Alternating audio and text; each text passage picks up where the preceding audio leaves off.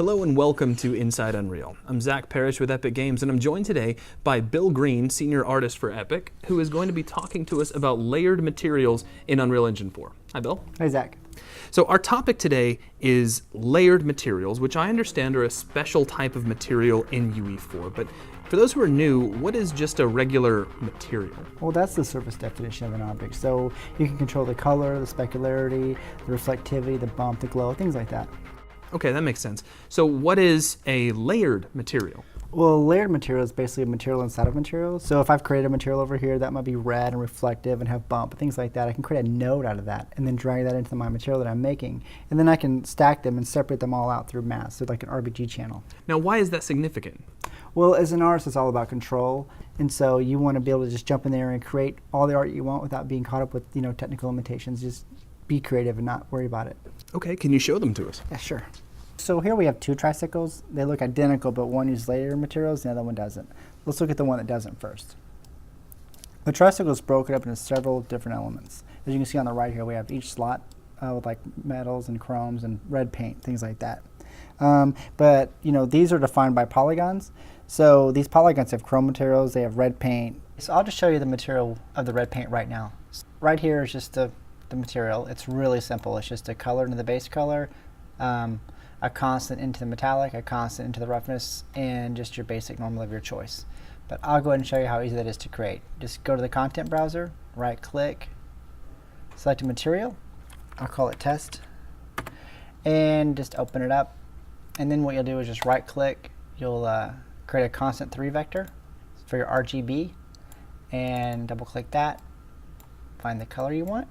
I'll use red, and it's good to go. And then we'll go ahead and just create a constant and plug that into the metallic. I'll duplicate that, and I'll plug another constant into the roughness. And you can see it's that easy to make a metal paint. Super simple. And I'll save that, and it's good to go. So you actually specify what materials go where at the polygon level? Right. Okay. Now the other one I assume uses layered materials? Yeah, the other one uses a single layer material instead of a separate material element. Oh yeah, you can see that. Yeah, you can see that it only has one material applied. Inside that material there are layers for things like chrome, red paint, rubber, and so forth. And these are basically separated by texture masking. Okay, now can we see the material?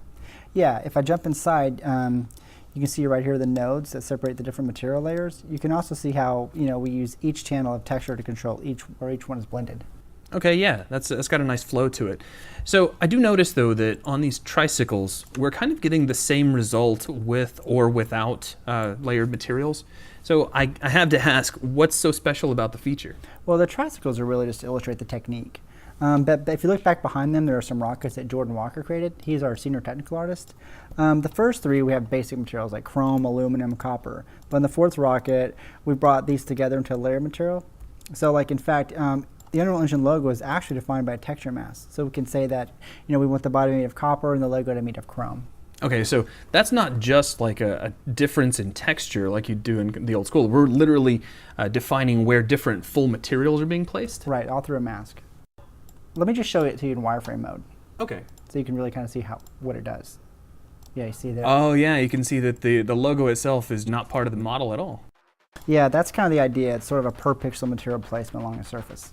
I can see how that adds a lot of flexibility to the art pipeline. Oh yeah, it really does. Regardless of which approach you choose to take, whether it's a single material, a layered material, or a combination of both, you take control over the look and feel of the object, in this new art pipeline. You can easily make changes at the pixel level and immediately apply them to the entire game. You can share libraries with your team, so it saves an incredible amount of time. Very cool. So that is a look at layered materials in Unreal Engine 4. Thank you for your time, Bill, and we'll see you on the next Inside Unreal.